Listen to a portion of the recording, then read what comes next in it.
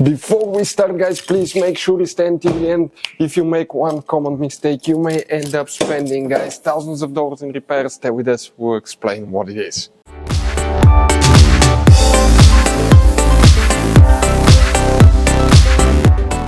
Hey guys, welcome back to Auto Repair, guys. Super helpful video to any of you guys having problems with the crankshaft position sensor and you need to find which fuses relays you need to check for the crankshaft position sensor on Mercedes C-Class generation W204. Stay with us, we'll explain that in this video today.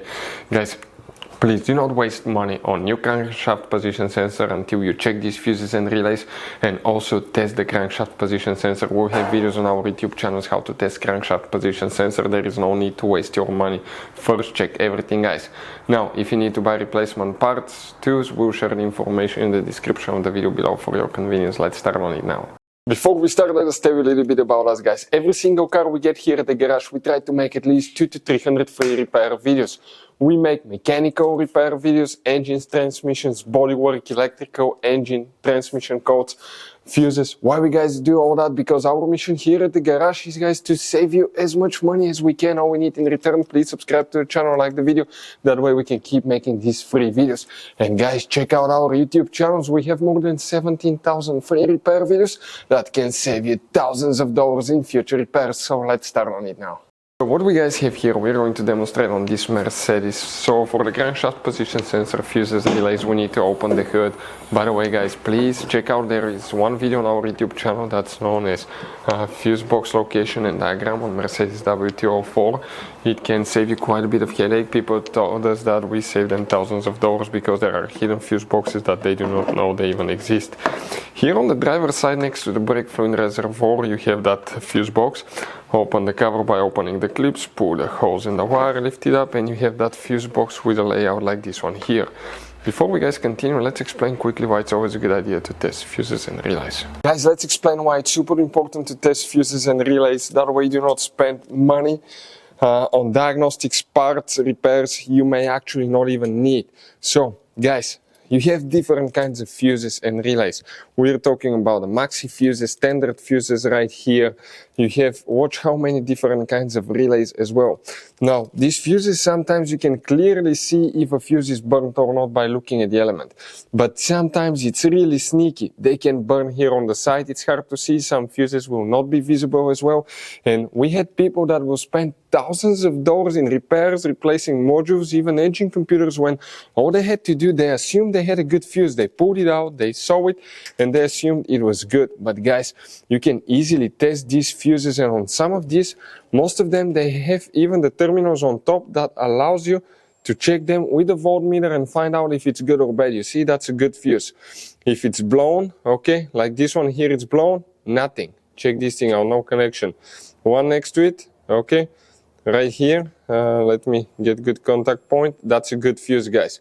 You can see you can test them. Now, relays are harder to test, but with the voltmeter, fuses are super easy to test. All we have to do is set it on that setting and practically your ohm resistance setting, and you can find, guys, okay, if it works or not.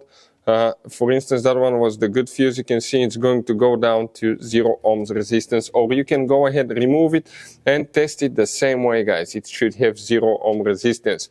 Now, relays, guys, are a little bit more complicated, but it's doable. It will take you a minute or two to find out how to do that. Now, we'll put, guys, links to a video that will explain how to test relays, how to test fuses, which battery terminal you need to reconnect and disconnect first if you're doing repairs, because that can cause modules to burn as well, and that can cost you thousands of dollars in repair. Check out the videos, they will be in the description of the video below. So let's start on it now. So here, guys, what we need to check: multiple fuses. Let's start on it now. Starting this way, we have fuse number 1, 2, 3, 4. Fuse number 4, the fuse number will be on the left side, printed next to it with very small numbers.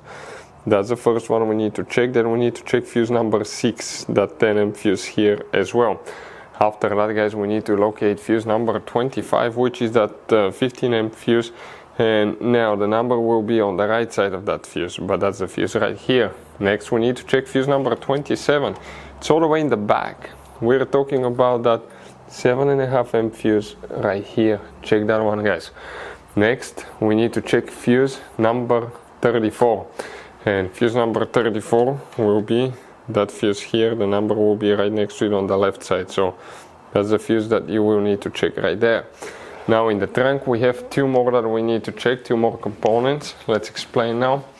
We're going to go ahead, open the trunk, and here under that cover on the passenger side you have another fuse box. If you open it, you need to check fuse number 42, which is that 25 amp fuse that you see.